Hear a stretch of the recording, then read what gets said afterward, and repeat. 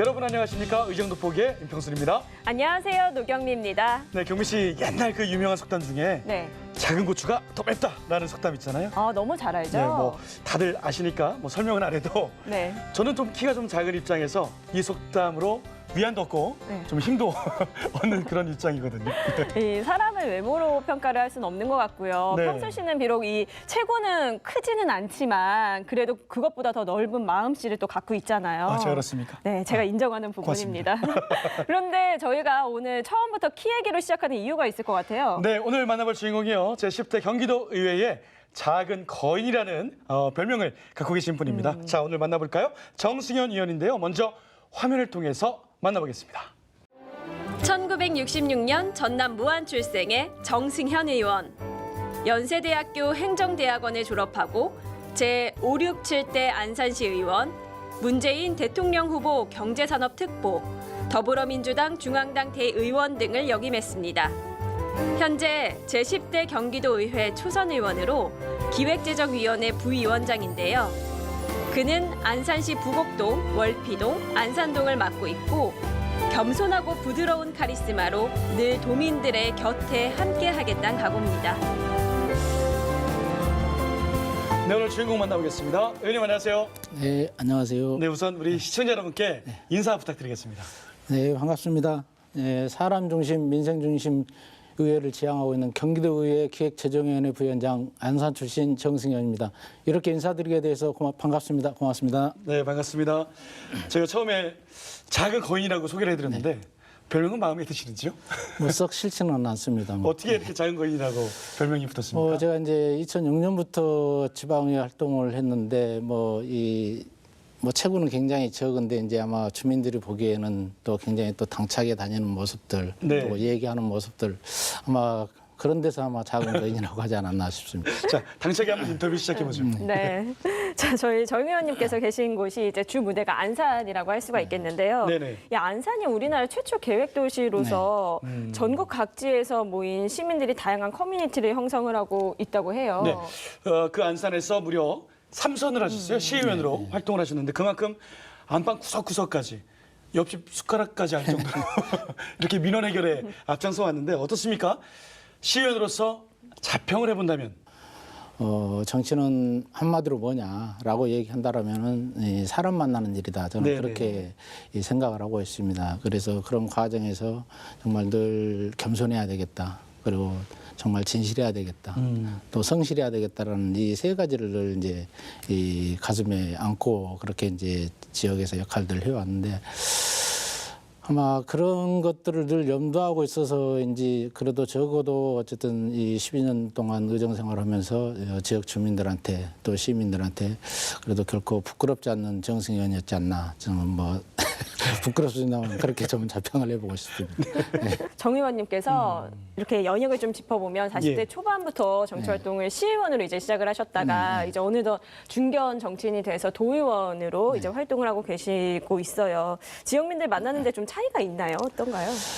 기본적으로 하는 일들에 대해서는 큰 차이는 없다고 봅니다. 다만 이제 이 기초의원 같은 경우는 사실 이제 조그만 이제 영역에서 이제 역할을 하다 보니까 큰 부담 없이 할 수 있다라고 한다면은 이 광역 같은 경우는 이제 경기도 31개 시군을 전체 봐야 되는 이 나무만 보는 게 아니라 숲 전체를 봐야 될 필요성들이 있기 때문에 그런 의미에서 훨씬 더 열심히 해야 되고 또 부지런해야 되겠다. 또 그렇게 해야만이 이 도의원으로서 역할을 또 감당할 수 있다. 그렇게 보고 있습니다. 그렇죠.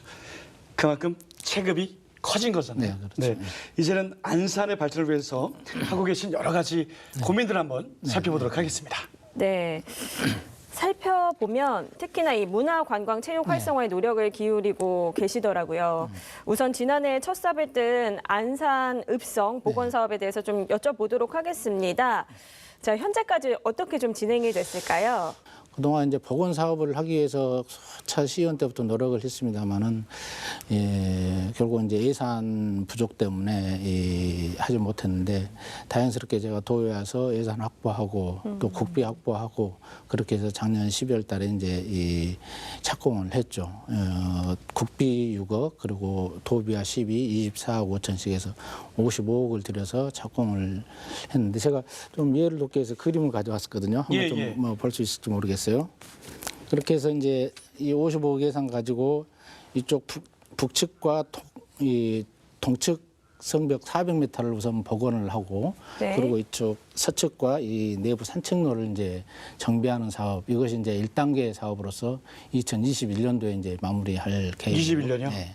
그리고 이제 2단계 사업으로 이 1단계 사업이 끝나면 이제 2단계 사업으로 이제 정조대왕께서 모고 가셨던 객사가 있거든요. 네네. 관아지터가 있는데 그 관아지터 복원 사업을 이제 할 계획에 있습니다. 그렇군요. 다음 주에는 지역 도서관입니다. 네. 지역 도서관이 새로 건립할 계획이 있다고 네. 들었습니다. 네네. 추진 배경과 어떻게 좀 진행이 되고 있는지요? 사실 이제 우리 안산시는 이제 이 시 정책이 일동 일 도서관 이제 갖기 운동을 사실 했었습니다. 네. 그럼에도 불구하고 이제 지금 이 건축하려고 하고 있는 이제 월피동 같은 경우는 안산에서 가장 큰 대동이죠. 인구가 약 한 4만 5천 명에 달하는. 네. 그럼에도 불구하고 이 부지 문제로 인해서 지금까지 도서관을 갖고 있지 못했던 부분들이죠. 네, 그래서 이제 어렵게 지금 어린이 공원을 좀 리모델링해서 이제 그 부지에 이제 도서관을 이제 짓기로 했는데 네. 굉장히 고민을 많이 했죠. 이렇게 그냥 평범한 도서관을 지을 것인가. 우리 청소년들이 가서 공부만 하고 뭐 열람실에서 공부하고 하는 그런 평범한 도서관을 지을 것인가. 아니면은 우리 시가 소위 말하는 예술의 도시라고 하고 또 각급 이 학교에서 이제 창의적 교육들을 굉장히 지금 많이 필요로 하고 또 요구하고 있지 않습니까? 그래서 이런 다양한 특색을 갖는 그런 도서관을 해볼 것인가라는 측면에서 이제 이 공무원들과 굉장히 고민들을 많이 해봤죠. 예, 그리고 이제 이 수원에 지금 그 도서관인데 이 버드네 도서관이라고 그 도서관도 한번 벤치마킹도 했었던 적이 있고요. 그러다 보니까 이게 일반적인 그런 이 평범한 도서관은 좀 탈피를 해야 되겠다. 그래서 이곳에 가면은 뭔가 테마가 있고 문화가 있고 역사가 있는 그런 도서관을 한번 만들어 보자. 또 이 학생들뿐만 아니라 남녀노소 또 어린이들 어른들까지 다 찾아가면은 거기서 다양한 프로그램들을 통해서 지식을 습득하고 배울 수 있는 그런 도서관을 만들어 보자. 그렇게 해서 문화예술 테마 도서관이라고 지금 짓고 지금 이 설계에 공모하고 지금 설계 중에 있습니다. 그렇군요. 말씀을 들으니까 너무 기대가 돼요. 단순한 도서관을 넘어서 예술도 함께 해볼 수 있는. 네. 사실 지역에 그 도서관이 있고 없고가 삶의 질 차이를 굉장히 다르게 하더라고요. 그럼요. 많은 분들도 이용을 하시고요. 네. 말씀 들어보니까 월피동이 4만 5천인데 도서관이 없었다라는 게 와 충격입니다. 그래서 좀 뭐 저희들이 굉장히 그것 때문에 뭐 여러 가지 역할론에 대해서 얘기도 듣고 했는데 또 현실이 또 그렇다 보니까 사실 좀 늦어진 부분들도 있고 또 늦어진 만큼 각 동의 도서관이 보통 10억에서 20억 규모 정도라고 하면은 여기 같은 경우는 99억 8천 들여서 지금 네네. 그렇게 계획을 해놓고 있습니다. 자, 이제 포커스 광역으로 좀 돌려보도록 하겠습니다. 도의회에 입성한 후에 기획재정위원회 부위원장으로 지금 활동을 하고 계시는데요. 지난 1년간의 발자취를 좀 따라가다 보니까 눈에 띄는 게 있었는데 그게 바로 기본소득제에 관한 발언입니다. 이 기본소득제 모르시는 분들이 굉장히 많으실 것 같거든요. 이게 어떤 내용인지 좀. 저도 사실 기본소득제에 대해서 지난 대통령 선거 때 이제 그 후보들이 이제 이 건 논의하는 과정에서 들었고, 저게 뭐지라는 이제 이 생각을 하게 되고, 기본소득제도 마찬가지 제가 좀 이해를 돕기 위해서 좀 잠깐 이렇게 표를 가져왔는데, 네네. 네. 이 사실 이제 기본소득제를 도입하게 된 배경은 이제 우리나라가 이제 이 다양한 복지 정책들을 지금 뭐 실현하고 있지 않습니까? 네. 예, 그럼에도 불구하고 이 전후 자본주의 체제가 야기한 이 불평등 문제, 또 사회 양극화 문제, 이거 뭐 도저히 지금 해소 안 되고 있는 거잖아요. 네.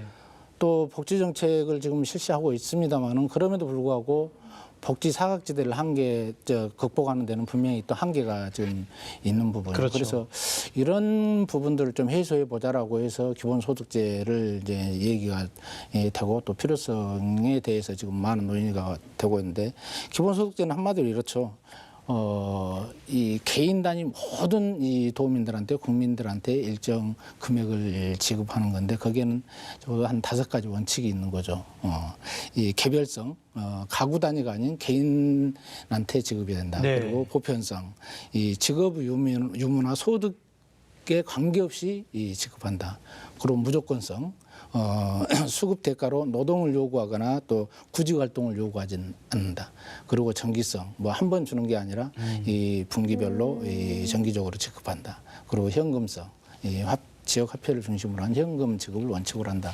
이것이 바로 이제 기본소득인데 네. 사실 이제 저는 개인적으로 이 기본소득에 대해서 말씀하신 것처럼 아직 우리 국민들 또 도민들 이해도가 지금 낮은 건 분명한 사실이잖아요. 그래서 위원회에서도 이제 강조했던 게 이게 우리끼리 이런 게 논의하고 그럴 게 아니라 정말 우리 공직자들을 중심으로 해서 전 도민들이 과연 기본소득제가 뭐냐라는 이해도를 높이기 위해서 좀 권역별 토론을 좀 갖는 게 중요하다. 그렇게 해서 이미 이 권역별 토론회를 갖췄고 이제는 이제 그때 당시 권역별 토론회는 공직자들 중심으로 했는데 이제는 도민들 중심으로 해서 이 토론을 좀 할 필요가 있다. 그래서 공감대 형성을 좀 불러일으킬 필요가 있다고 보여지는데 제가 이 부분에 대해서 배우면서 또 그 과정에서 굉장히 정말 절실하게 느끼고 있는 것은 저는 이 제도가 뭐 뒤에 나오겠습니다만은 뭐 포퓰리즘이니 뭐 그런 이제 이 얘기도 있습니다만은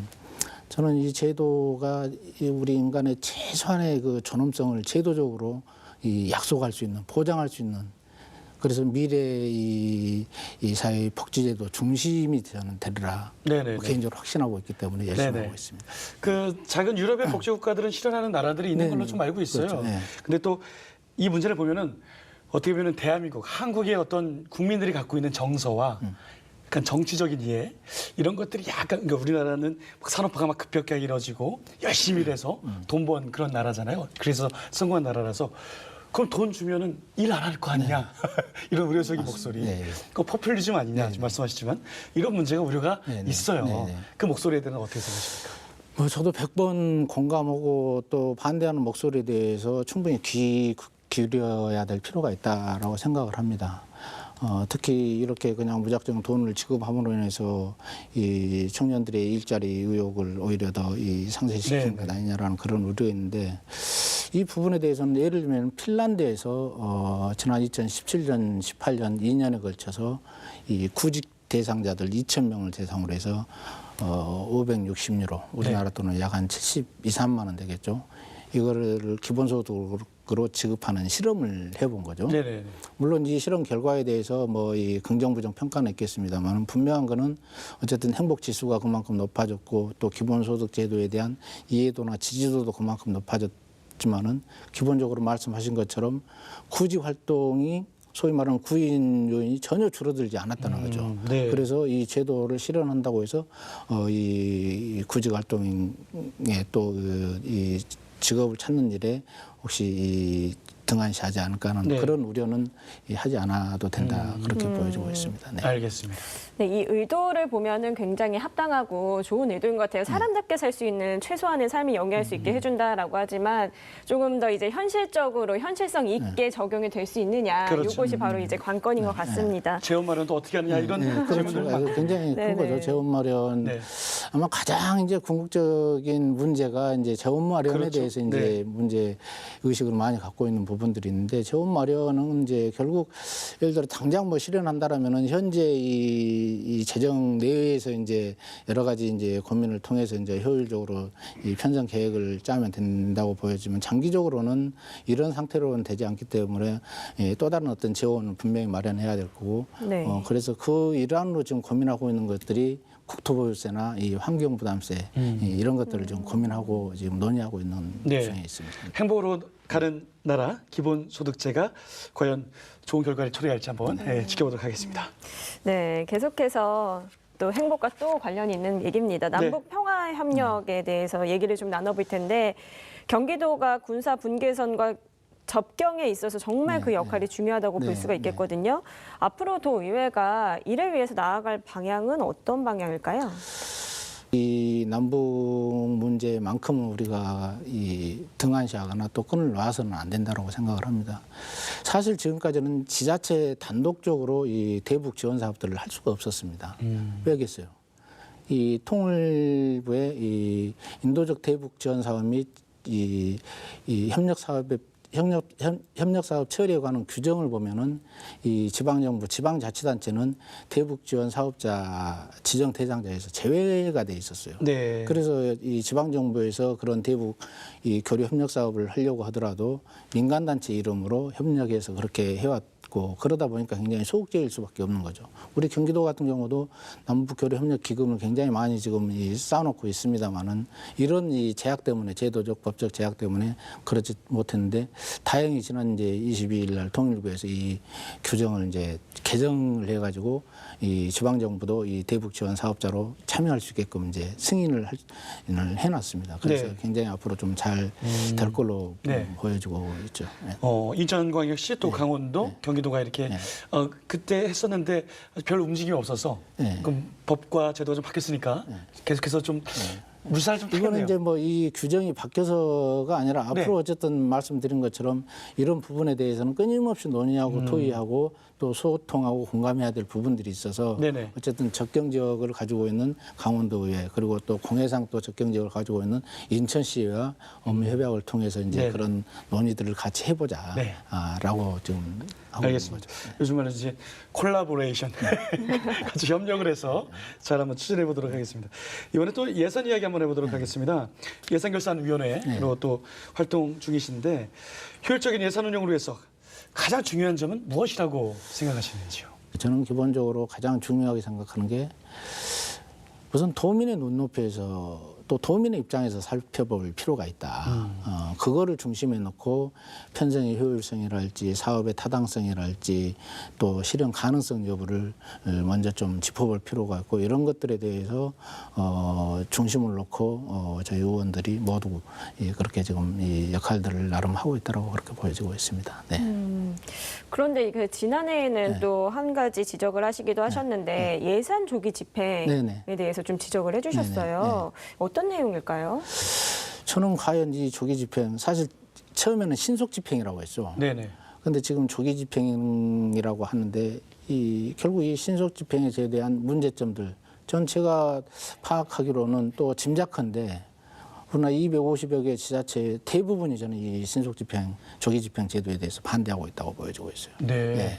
그럼에도 불구하고 지금 이 경제 이 선순환을 이제 이유로 해서 이렇게 조기 집행을 지금 하고 있는데 그렇다면 과연 이 경제 선순환 또 경제에 긍정적인 영향을 미쳤냐? 저는 결코 그렇지 않다고 봅니다. 물론 한시적으로 이 뭐 일자리 창출이나 그런 것들은 뭐 가져올 수 있다고 보여지는데 네. 저는 궁극적으로 일자리가 창출돼야 되지 이런 예산을 조기 집행해서 이 한시적으로 일자리를 만든다. 이거는 저는 문제가 있다고 보여지고 오히려 이 집행을 하려고 하다 보니까 서로 이 부서 간의 갈등 문제 또 상반기에 공사 같은 걸 많은 것들 한꺼번에 다 발주를 하려고 하다 보니까 이 담당 부서의 이 업무 부하 과부하. 굉장히 그게 심하죠. 또 그러다 보니까 이 관리 감독 네네.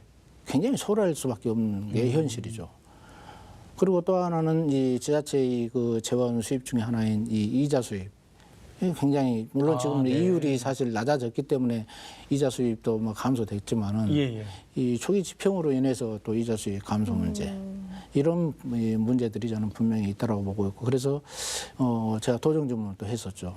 작년에 도정 질문 통해서 정말 이 제도를 좀 개선하든지 네네. 아니면 정말 없앨 수 있도록 우리나라 최대의 광역 지자체에서 좀 건의를 했으면 좋겠다. 네. 그리고 제가 우리 선남기 시군구 의사를 한번 물어보는 과정도 한번 해보자. 네. 대부분이 반대할 것이다. 실질적으로 반대를 하고 있습니다. 우리가 지금 지방 분권을 얘기하고 있잖아요. 예. 지방 분권의 저는 핵심은 이 지방 재정이라고 보고 있습니다. 그런데 이런 것들을 이 지방자치단체 자율적으로 운영할 수 없도록 일정 부분 목표치를 정해서 평가하고 보상하고 과연 이런 제도가 지금 시기에 맞는 거냐. 네. 네. 그렇게 보고 있습니다. 어떻게 보면은 좀 탄력성을 높이자 이런 부분인데 어떻게 보면 부작용이 좀 심하다 이렇게 좀 지적을 하고 계신 분입니다. 알겠습니다. 갑자기 예산 얘기하다 보니까 이게 좀 궁금해졌어요. 안산시의회에서도 3선을 하셨고 이제 경기도의회에서도 이렇게 활동을 하시는데 만약 의원님께 넉넉한 예산이 주어진다면 과연 어느 부분에 나는 예산 한번 집행을 한번 해보고 싶다, 세워보고 싶다. 어떠세요? 저는 크게 두 가지 사업을 좀 더 해보고 싶었어요. 지금 물론 하고 있지만은 제가 보기에는 굉장히 지금 부족하고 제가 추구하는 바대로 지금 되지 않고 있기 때문에 두 가지 사업에 더 역점을 두고 싶은데 하나는 교육복지 사업을 교육복지. 집중 투자를 해보고 네. 싶다. 어린이집 보육에서부터 시작해서 예. 이 학교 교육까지 통해서 정말 교육복지에 정말 총력을 좀 기울여 보고 싶다. 한마디로 진짜 애들 나만 알아. 네. 정부나 지자체에서 다 키워주고 교육시켜주겠다. 네. 이런 측면의 교육복지 사업 그리고 정말 좋은 환경, 좋은 여건에서 공부할 수 있도록 만들어주는 것은 우리의 의무잖아요. 그럼요. 그럼에도 불구하고 아직 굉장히 열악한 부분들이 많이 있기 때문에 네. 교육복지 사업에 정말 집중 또 투자를 해보고 싶고 하나는 도시재생 사업에 좀 투자를 해보고 싶어요. 물론 지금 도시재생 사업은 문재인 정부의 이제 핵심 정책이기도 하고 지금 실천하고 있습니다만은 이런 도시재생 사업, 리모델링 사업에 집중 투자해서 정말 떠나지 않고도 현재 내가 살고 있는 주거지에서도 얼마든지 자기 욕구 충족시켜가면서 이 생활할 수 있는 그런 이 리모델링 사업을 해보고 싶다. 사실 뭐 새로 신도시 건설하고 뭐 발표도 하고 그랬지만은 새로 짓는 것도 중요하지만은 이 기존에 있던 도심 또 기존에 있는 것들을 잘 지키는 것도 새로 그렇죠. 짓는 것 못지않게 저는 중요하다고 네. 그렇게 생각합니다. 이렇게 정말 많은 역할을 도맡아 오셨구나라는 것을 얘기를 통해서 좀 알 수 있는 것 같아요. 안산 시민들과도 굉장히 또 돈독하실 것 같고요. 도민들에게 네. 이제는 어떤 정치인으로 남고 싶다라는 게 있으실까요?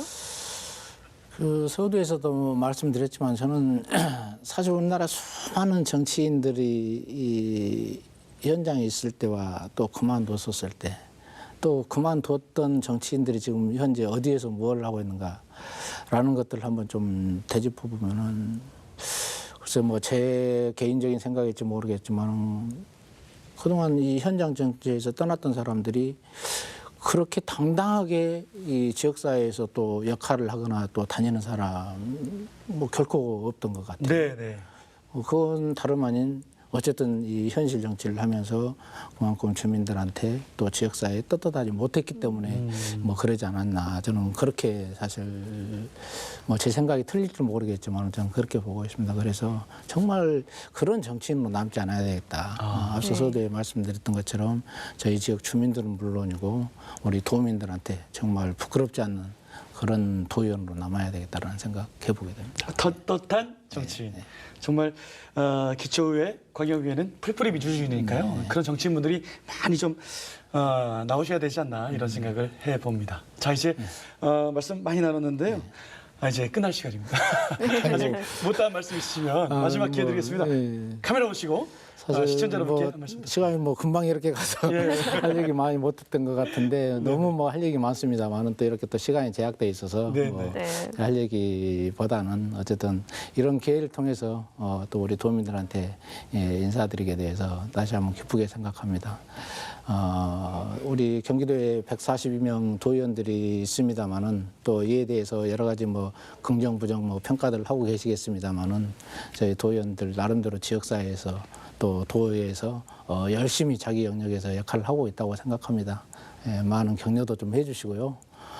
또 격려해 줬을 때 저희 도의원들 더 열심히 또 해나르라고 생각합니다. 질책만 하지 마시고 격려도 해 주시길 바라면서 또 환절기에 늘 건강하셨으면 좋겠습니다. 네. 정치인분들이 요즘 아마 칭찬과 격려에 목마르실 거예요. 질책이 많으셔서 여러분도 많이 좀 칭찬 좀 부탁드리겠습니다. 자, 오늘 말씀 감사합니다. 제10대 경기도의 작은 거인 우리 정승현 의원과 이야기 나눠봤습니다. 오늘 고맙습니다. 네, 고맙습니다. 네, 경기도의회가 제340회 정례회를 진행 중에 있습니다. 다음 달 20일까지 행정사무감사와 도정교육행정에 관한 질문, 2020년 예산안과 조례안 등 안건들을 심의를 한다고 하는데요. 아무쪼록 142분의 경기도 의원분들 모두 다 힘내셔서 더 나은 경기도의 미래를 응원해 주시기 바라겠습니다. 네, 저희도 응원하겠습니다. 자, 의제도 포기 오늘 여기까지입니다. 시청해주신 여러분 고맙습니다.